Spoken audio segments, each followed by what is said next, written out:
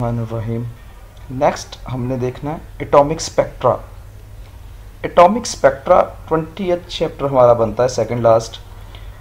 ये बेसिकली जब भी कोई सिस्टम या आपके पास कोई नंबर ऑफ एटम्स या कोई गैस उस पर आप लाइट फॉल करवाते हो ना, तो उसका जो वेव जो लाइट फॉल करवाने के बाद जो दूसरी डायरेक्शन में लाइट हमारे पास मिलती है, उसका स्पेक्ट्रम का मुतालिया एटॉमिक स्पेक्ट्रा कहलाता है।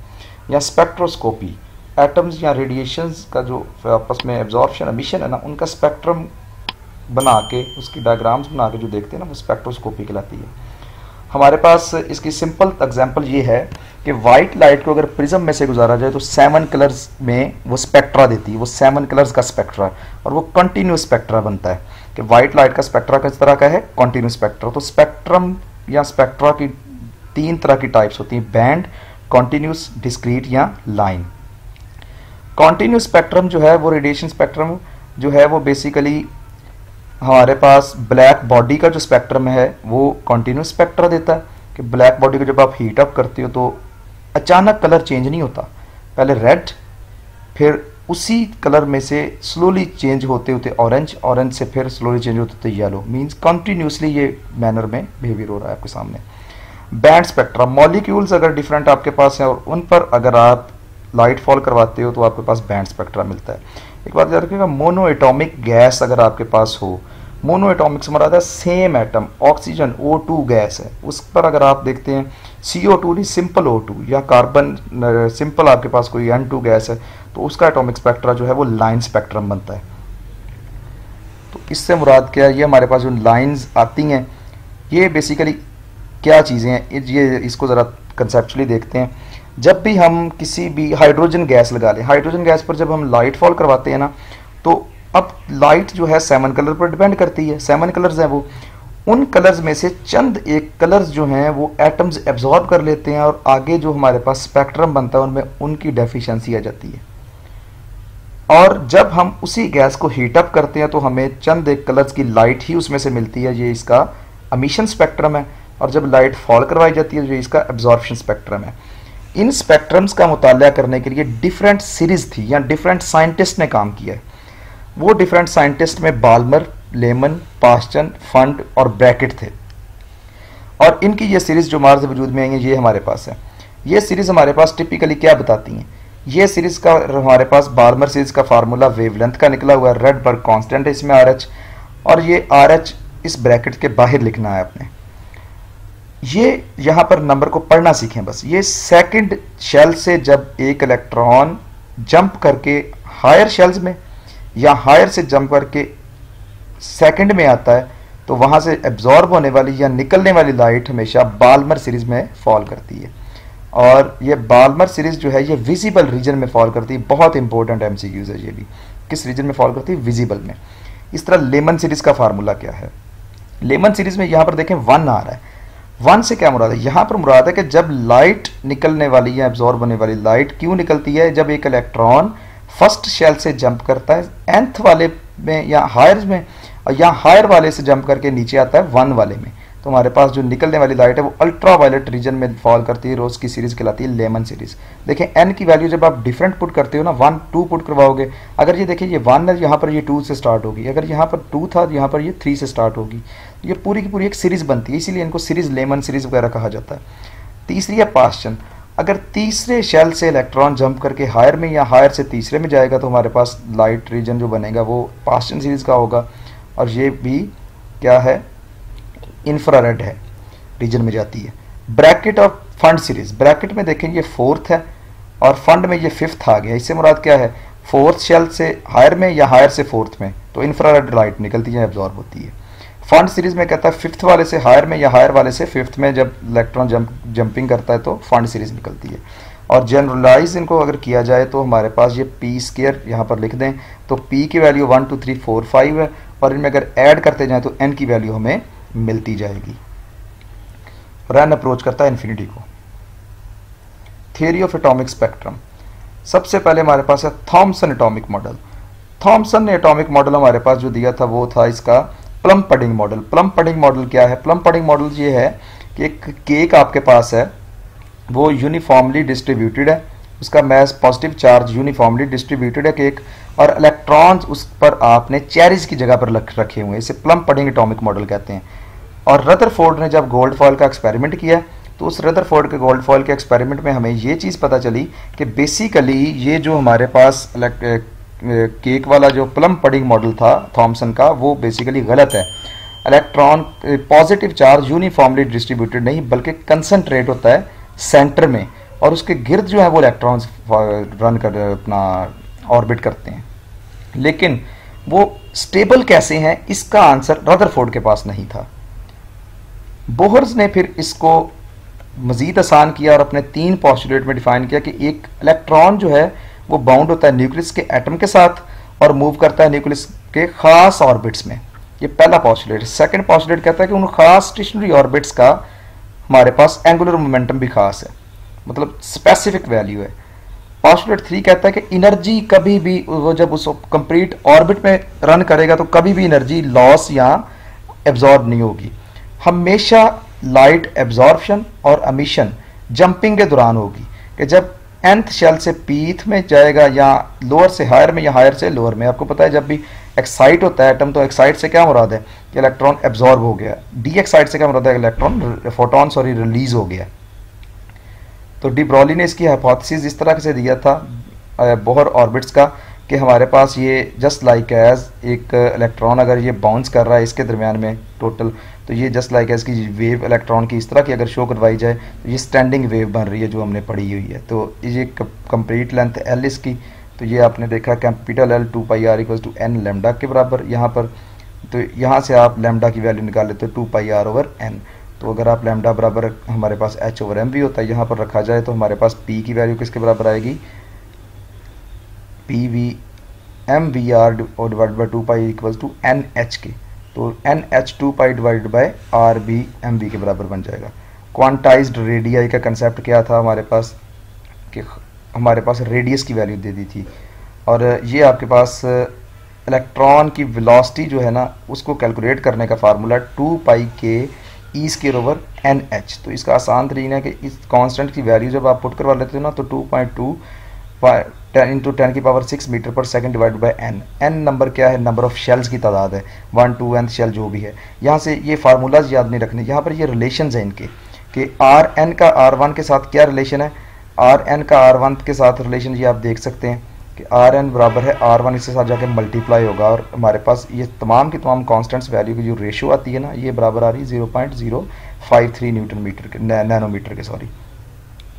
और क्वांटाइज्ड एनर्जी से क्या मुराद है कि हर एक खास मखसूस स्पेसिफिक एनर्जी लेवल्स हैं और उनकी एनर्जी गिवन है हमारे पास, और इसको निकालने के लिए भी हमारे पास ये डिनोमिनेटर में एन स्क्वायर आएगा, आर वाले में 7 एन स्क्वायर आएगा, यहाँ पर डिनोमिनेटर में आएगा। और यहाँ से एमसीक्यूज बहुत ही दफ़ा ये पेपर में पूछा गया है कि वो एन की वैल्यू खुद बता देता है, कहता है 5th शेल के लिए एनर्जी की वैल्यू बताएं। तो ई नॉट बराबर होती है -13.6 इलेक्ट्रॉन वोल्ट, और माइनस साइन यहाँ पर डिक्रीजिंग पोटेंशियल की तरफ इशारा करता है, जैसे ये हमने पीछे भी पढ़ा हुआ है पहले दूसरे चैप्टर में एक चीज़ को।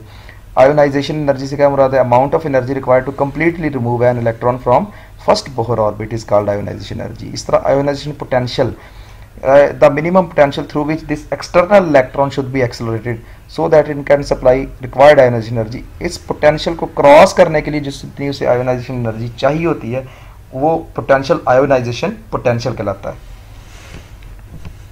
अलाउड एनर्जी स्टेट्स हमारे पास फिर क्या होंगी, देखें ई एन बराबर था -E नॉट ओवर एन के, एन स्क्वेयर के। एन की वैल्यू अगर 1 पुट करवाएं तो 1 का स्क्वेयर 1 होता है, -E नॉट पहला आ गया। 1 की 2 पुट करवाएं तो 2 का स्क्वायर 4, ये आपके पास सीरीज बनती है पूरी। ये अलाउड एनर्जी स्टेट्स हैं।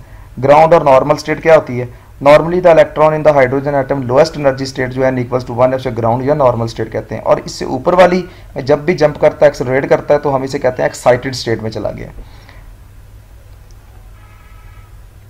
हाइड्रोजन का एमिशन स्पेक्ट्रम, और यहाँ से ये सेम मजीद वही फार्मूलाज, और रेड बर्ग कांस्टेंट की value E naught over H C के बराबर होती है, एक्सपेरिमेंटली काउंट की है।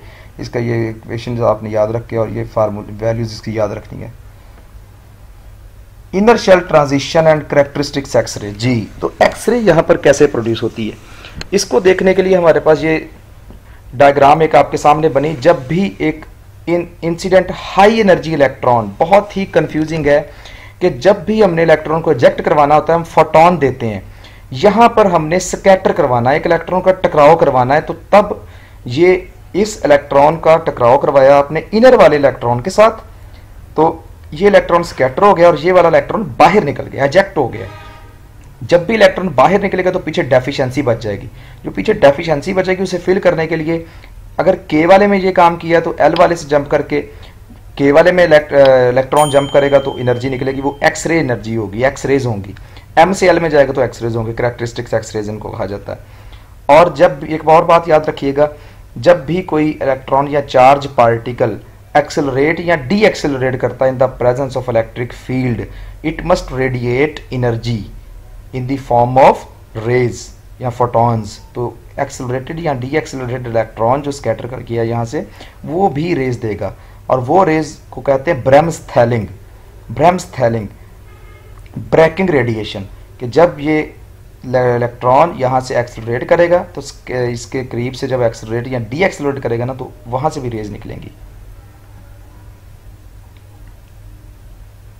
प्रोडक्शन ऑफ एक्सरेज का ये पूरा का पूरा एक्सपेरिमेंट था। रोटेंजन, डॉक्टर रोटेंजन था जर्मन साइंटिस्ट जिसने सबसे पहले एक्सरेज पे काम किया था। और इसकी भी एक्सप्लेनेशन में फार्मूलाज देखें, हम मॉडर्न पढ़ रहे हैं तो हमारे पास एनर्जी के लिए E=hf ही यूज होना है। यहाँ से पॉसिबल जो बनने वाले हमारे पास MCQs हैं वो किस तरह के हो सकते हैं, वो हमारे पास MCQs आ सकता है जी। फ्री इलेक्ट्रॉन की एनर्जी क्या है, क्वांटाइज्ड होती है, इंटेग्रल ऑफ E0 होती है, या हाफ ऑफ होती है, या एनी अमाउंट होती है। तो इसके लिए क्या आएगा हमारे पास कि कोई भी इसकी एनर्जी हो सकती है, क्योंकि बाउंड इलेक्ट्रॉन की हमेशा क्वांटाइज्ड होती है, इंटेग्रल मल्टीपल ऑफ E0 होती है। Shortest wavelength of Lyman series calculate करनी हो तो शॉर्टेस्ट लेमन सीरीज में देखें n की वैल्यू आप सबसे फर्स्ट वाली पुट करवा दें, 1/1² माइनस 1/n² आ रहा तो n की वैल्यू 2 पुट करवाएं तो आपके पास ये आंसर निकल आएगा। Excitation of energy of an electron to send it to infinite के लिए क्या एनर्जी कहलाती है ये, तो इसके लिए भी आप इस एनर्जी को कहते हैं आयोनाइजेशन एनर्जी, इन्फिनिट पे अगर इसको भेजना हो। तो मोनोएटॉमिक गैस जो है उसका स्पेक्ट्रम लाइन स्पेक्ट्रम होता है। इस तरह electrostatic transition atom can not emit, ये हमारे पास इलेक्ट्रोस्टैटिक ट्रांजिशन जब भी होती है ना, इससे मुराद क्या है, इससे मुराद ये है कि जब भी इलेक्ट्रॉन जंप करता है हायर शेल्स में या हायर से नीचे वाले में, तो एक तरह की लाइट कभी भी नहीं निकल सकती, वो है gamma rays. Gamma rays next chapter में पढ़ाऊंगा कि वो हमेशा एक न्यूक्लियस में से निकलती हैं। और कंटिन्यूस स्पेक्ट्रम जो एक्सरे है उसकी रीजन होती है ब्रेकिंग रेडिएशन। हमारे पास जो कंटिन्यूस स्पेक्ट्रम इसका बनता है ना एक्सरे का, कंटिन्यूस मैनर में जो निकल रही होती हैं, उसकी रीजन ब्रेकिंग रेडिएशन के जो हमने इलेक्ट्रॉन्स फॉल करवाए हैं ना, वो हमारे पास जो है नंबर ऑफ फोटॉन्स काफ़ी ज़्यादा निकले हैं। उसकी रीज़न ये कि वो इलेक्ट्रॉन जो फॉल करवाया था ना, वो उस न्यूक्लियस के पास से एक्सेलरेट या डी एक्सेलरेट होते हुए भी देख गया है। ये आपके सामने प्रॉपर्टीज़ भी हैं एक्सरेज की, इसको भी देख लीजिएगा। ये सारी की सारी MCQs के तौर पे इनमें से भी काफ़ी ज़्यादा MCQs बन सकते हैं। यूजेस ऑफ एक्सरेज भी आपके सामने हैं, इनको भी एक दफ़ा ज़रूर पढ़िएगा। कैट स्कैनर एक छोटा सा टॉपिक इसमें से बनता है। ये बेसिकली कैट स्कैनर जो है ये हमारे पास एक तो एक्सरे की तरह की टेक्निक होती है, हम एक्सरे करवाने जाते हैं। कैट स्कैनर होता है कि हमने एक्सरे को जो है ना टॉपोग्राफी के लिए भी यूज़ करते हैं, कंप्यूटराइज्ड एक्सियल टॉपोग्राफी, ये स्कैट बेसिकली इस चीज़ का मुखाफफ है। और हम 2-3 सतहों से हम कैट एक्सरेज को फॉल करवाते हैं किसी जिस्म पर, तो पूरे की पूरी बॉडी का हम ऑब्जर्वेशन कर लेते हैं। इसके बाद लास्ट टॉपिक इसका बनता है जी लेज़र, छोटा सा ये चैप्टर है, light amplification by stimulated emission of radiation.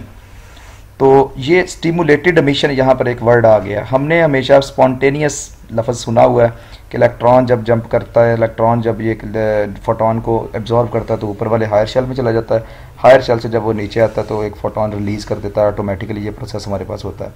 लेकिन एक यहाँ पर इंड्यूस्ड एब्जॉर्प्शन आपके सामने है कि इस वाले ने E1 शेल में इलेक्ट्रॉन ने फोटोन को एब्जॉर्ब किया, हायर शेल में जंप कर गया, हायर शेल में जंप कर गया, फिर ये हायर से जब वापस आएगा तो हमारे पास क्या मिल जाएगी, फोटोन वापस मिल जाएगा। स्पॉन्टेनियस एमिशन से मुराद है जब ये वापस आएगा तो हमें फोटोन मिल गया। इंड्यूस्ड एमिशन या आपके पास इंड्यूस्ड एमिशन या इसे आप स्टिमुलेटेड एमिशन भी कह सकते हैं, वो ये मुराद है कि ये कुछ ज़्यादा देर के लिए ऑलमोस्ट चंद एक सेकंड के हिस्से, मतलब अगर ये यहाँ पर रिजाइड करता है 10⁻⁹ सेकंड के लिए अपना स्पॉन्टेनियस प्रोसेस में, तो यहाँ पर ये 10⁻⁵ सेकंड के लिए रिजाइड कर लेगा। तो ये रिजाइडिंग टाइम इसका ज़्यादा हो गया, तो इस स्टेट को मेटा स्टेबल कह देते हैं, जिसका रिजाइडिंग टाइम इलेक्ट्रॉन का लिए ज़्यादा हो, उसे मेटा स्टेबल स्टेट कहते हैं।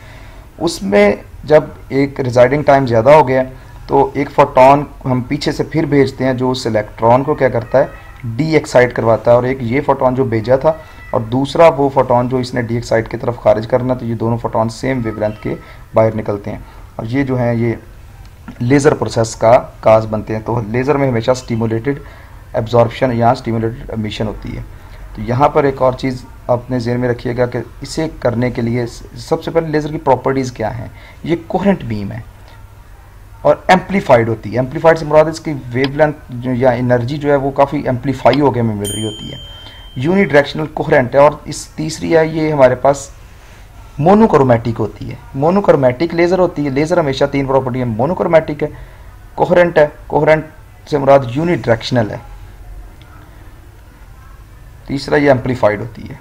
Population inversion and laser action. Population inversion से ये मुराद है कि हमारे पास ऑप्टिकल पंपिंग ये फिनोमेना कहलाता है कि हम ये इलेक्ट्रॉन्स को यहाँ से भेजते हैं तीसरे वाले शेल में, क्योंकि ये डायरेक्ट कभी भी मेटा स्टेबल में जंपिंग नहीं कर सकता। तो ये तीसरे वाले स्टेप से ये रिजाइड करता है 10⁻⁸ सेकंड के लिए। यहाँ से फिर ये नीचे आता है मेटा स्टेबल में, और मेटा स्टेबल से जब ये नीचे आता है तो हमें ऑप्टिकली एम्पलीफाइड लाइट मिलती है, जिसे क्या कहते हैं हम, laser light amplification by stimulated emission of radiation. तो मेटा स्टेबल स्टेट क्या है, हायर एनर्जी स्टेट है जहाँ पर इलेक्ट्रॉन लॉन्गर देन यूजुअल, आम टाइम अगर उसका 10⁻⁸ है तो मेटा स्टेबल के लिए 10⁻³ होता है। पॉपुलेशन इन्वर्जन से क्या मुराद है? पॉपुलेशन इन्वर्जन से मुराद है कि नीचे वाले लोअर लेवल के जितने भी शेल्स हैं उसमें नंबर ऑफ इलेक्ट्रॉन ज़्यादा होते हैं, हम उनको उल्टा दें, पॉपुलेट इन्वर्ट कर दें कि लोअर वालों को खाली कर दें और हायर वालों को सबको भर दें। तो ये पॉपुलेशन इन्वर्जन कहलाता है इलेक्ट्रॉन्स की। लेज़र एक्शन आपके पास पॉपुलेशन इन्वर्जन जब हम रीच कर देते हैं किसी भी गैस में, ये आपके पास सामने ये हाइड्रोजन नाइट्रोजन के लिए ये दिखाया गया है, तो इसमें भी ये हमने सारा ये पढ़ा हुआ है इसमें कि इसमें से एमसीक्यूज जो है ना वो बड़े इंपॉर्टेंट है कि गैस कौन सी यूज़ की जाती है, उन चीज़ों को ज़हन में रखना है। काइंड्स ऑफ लेज़र भी नीचे दिखी गई हैं, सॉलिड लेज़र है, लिक्विड लेज़र है, गैस की हीलियम नियॉन जो हमने जिक्र किया हुआ है जहाँ पर। और लेज़र का जो फिनोमिना और लेज़र की जो एप्लीकेशंस है ना ये बहुत ही ज़्यादा और वाइड हैं। सबसे बड़ी हमारी आँखों का जो ऑपरेशन करते हैं ना, ऑपरेट करते हैं डॉक्टर्स, उस ऑपरेशन के दौरान वो जो हम कहते हैं लेज़र हमने करवाई हुई आँखों की और नज़र ठीक हो गई, वो बेसिकली जो ऑपरेशन है वो लेज़र के ज़रिए किया जाता है। लेंस चेंज करते हैं लेज़र बीम के थ्रू, डिटेक्टर्स वगैरह के में यूज़ होता है ये। आजकल तो लेज़र के और भी बेशुमार हमारे पास ये फिनोमिना प्रोड्यूस हो चुके हैं मार्केट में, और इनमें से हमारे पॉसिबल जो एमसीक्यूज वगैरह बन सकते हैं वो आपके पास हैं जी। डिस्कवरी एक्सरे की किसने की थी? X-ray beam coming from an X-ray tube, जो एक्सरेज बीम निकलती है वो क्या किस तरह की होती है? मोनोक्रोमैटिक होती है, wavelength smaller than maximum wavelength होती है या ग्रेटर देन होती है? ये एमसीक्यूज वगैरह पूछे जा सकते हैं। या X-ray depend upon target material, क्या ये टारगेट मटेरियल पर डिपेंड करती है? कौन सी एक्सरे टारगेट मटेरियल पर डिपेंड करती है? या वेवलेंथ कंटिन्यूस क्यों होती है एक्सरेज की? और पेनिट्रेटिंग पावर ऑफ एक्सरे किस चीज़ पे डिपेंड नहीं करती? ये पूरा टॉपिक आपने रीड करना है। एक्सरे रीजन लाई करता है किसके दरमियान में? रेडियो वेव विजिबल में कभी भी नहीं है, गैमा रे और अल्ट्रावायलेट के दरमियान में है, ये विजिबल अल्ट्रावायलेट में भी नहीं है। इसके अलावा कौन से मिरर लेज़र में यूज़ किए जाते हैं? टोटली रिफ्लेक्टिंग या पार्शली रिफ्लेक्टिंग या दोनों तरह के? इसके अलावा लेज़र्स की एप्लीकेशन में पूछा जा सकता है। होलोग्राफी लेज़र की एप्लीकेशन है, कटिंग भी है, और भी डिफरेंट हमारे पास इसकी लेज़र की एप्लीकेशन है। हीलियम नियॉन लेज़र के लिए स्टिमुलेटेड एमिशन ऑफ फोटोन जो है वो किस एनर्जी स्टेट से किस एनर्जी स्टेट में होती है? ये भी एक इंपॉर्टेंट एमसीक्यूज है। Red laser light emitted helium neon में उसकी एनर्जी कितनी होनी चाहिए, कितनी होती है, ये आपके पास है। और किस तरह का हीलियम नियॉन लेज़र में एक्शन होता है? स्पॉन्टेनियस या स्टिमुलेटेड? स्पॉन्टेनियस एमिशन हीलियम से होती है, स्टिमुलेटेड एमिशन ऑफ हीलियम होती है, स्पॉन्टेनियस एमिशन ऑफ नियॉन होती है, यहाँ स्टिमुलेटेड इमिशन ऑफ नियॉन होते हैं, हम हीलियम नियॉन गैस का जिक्र कर रहे हैं ना यहाँ पर बेसिक का, तो उस चीज़ को भी ये डिस्कस करता है। तो यहाँ पर वो देख सकते हैं स्पॉन्टेनियस मिशन ऑफ नियॉन होती है, पूरे के पूरे टॉपिक में से बेसिकली ये जो एमडी कैट है इसमें उस एग्जामिनर ने आपके सेंस ऑफ ह्यूमर के साथ खेलना है कि जिस बच्चे ने सिर्फ इसे जनरली पढ़ के गुजार दिया होगा उसने कंफ्यूज होना है। बेसिकली इसका काम है कंफ्यूज करना। जिसने इसे अच्छे तरीके से श्योरिटी के साथ पढ़ा होगा ना, बच्चा हमेशा इसी वजह से टेंस हो जाता है कि वो जब इन चीज़ों को देखता है कि शायद ये आंसर है या ये आंसर है, वो जब देखता है कि एक ही तरह की वैल्यूज़ के साथ हमने यूनिट डिफरेंट लिख दिए, जब यूनिट डिफरेंट आते हैं बच्चा कंफ्यूज होता है, वैल्यू तो सही आती, यूनिट उसने कभी गौर ही नहीं किया, हालांकि ये बड़ी इंपॉर्टेंट चीज़ है। इस तरह फिर डायमेंशंस के साथ वो बच्चे के साथ खेल लेता है, फार्मूलाज में वैल्यूज़ चेंज कर देता है। ये डिफरेंट चीज़ें जो बच्चों के साथ साइकोलॉजी के साथ वो खेली जाती हैं। और एक पर बेटा एक बात याद रखना, ये चीज़ें सारी की सारी जो हैं वो हमेशा प्रैक्टिस के साथ आती हैं। ये कभी भी आप ये समझ लें कि कोई कंसेप्चुअली या आप इसे किस तरह से डील कर लें कोई शॉर्टकट वे है, इसका कोई शॉर्टकट वे नहीं होता। हाँ, मैथमेटिक्स के शॉर्टकट्स वे बेशुमार हैं। जब आप मैथ के फार्मूलाज के साथ खेलते हैं ना तो उनके फार्मूलाज को तोड़ सकते हैं, मोड़ सकते हैं, एक दूसरे के अंदर पुट करवा के कोई और फॉर्म बना सकते हैं। तो लेकिन हमेशा ये न्यूमेरिकल आपने इंटर में न्यूमेरिकल जो किए हुए हैं वो तमाम के तमाम प्रैक्टिस के साथ आते हैं। ये एमडी कैट और ई कैट जो है ये प्रैक्टिस बेस्ड है। इसकी जितनी भी एक्सरसाइज कोशिश करते हैं सॉल्व कर सकते हैं वो करें।